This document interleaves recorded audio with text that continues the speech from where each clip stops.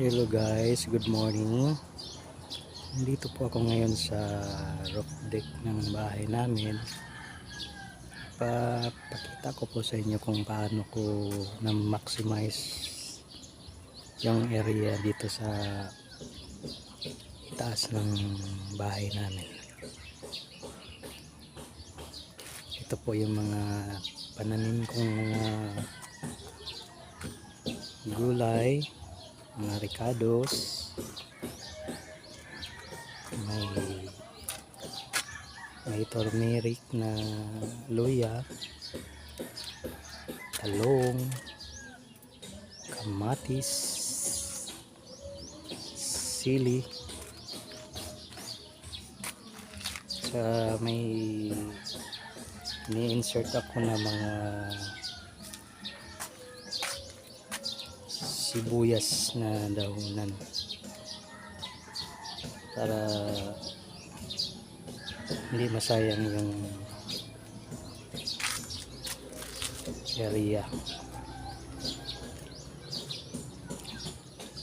Dito sa kabilang side may mga tinatanim na ako dito ng mga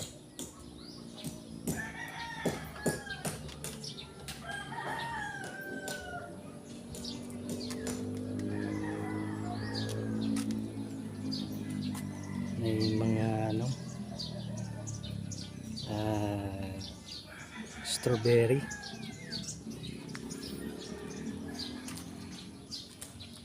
Dito naman nagagamit ko yung mga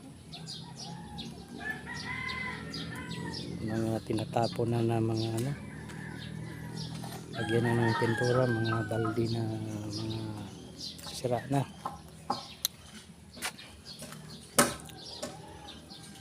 Ang ginagamit ko palang tinataniman ko ng mga is yung mga binaklas na mga ref, kasi yung kapitbahay namin nangangalakal, tapos yung mga ganito hindi naman binili sa junk shop, ako na lang bumili. Kaya yun ang ginawa kong tinataniman ko ng mga gulayon, kung ano man na gusto kong itatanim, kasi maganda to, medyo malaki siya, maraming lupa ang mailagay, at saka yung mga nilagay kong lupa dito may mga halo na itong ipa, kasi may mga maliit man akong kunting mga manok, may organic at saka native, so yun ang ginagamit ko, hinahalo ko sa lupa. Saka yung ilalim nito, bago ko nilagyan ng mga lupa, may mga hinihingi akong mga reject na gulay sa palengke, yun ang nilagay ko dito sa ilalim, para at least hindi na masyado mapagod ako sa hanap ng lupa, kasi nasa itaas ako ng bahay, nakakapagod naman.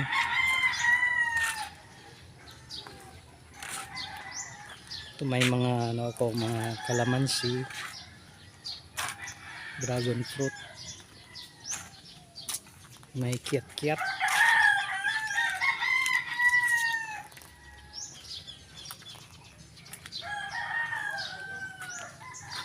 so ngayon magdidilig muna ako, kasi ano ko pala sa inyo, maganda pala magdilig ng mga tanim umaga, kasi pag matindi ang init nakaka-survive sila, hindi sila lalanta, kasi kung hapon ka na magdilig, yung iba na yung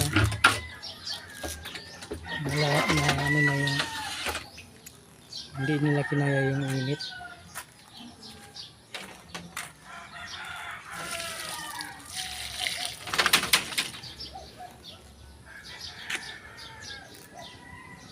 At kung ako dito, Ilagay ng, kasi nilalagyan ko man ng konting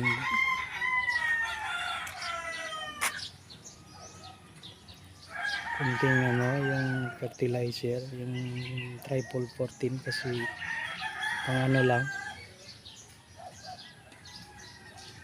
kasi kung lahat naman ano ng manok,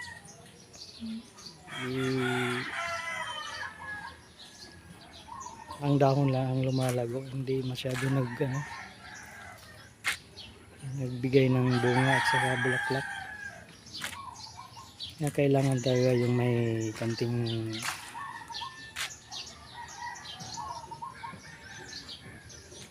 abono.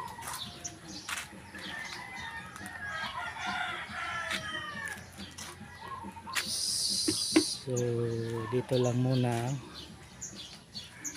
Thank you for watching.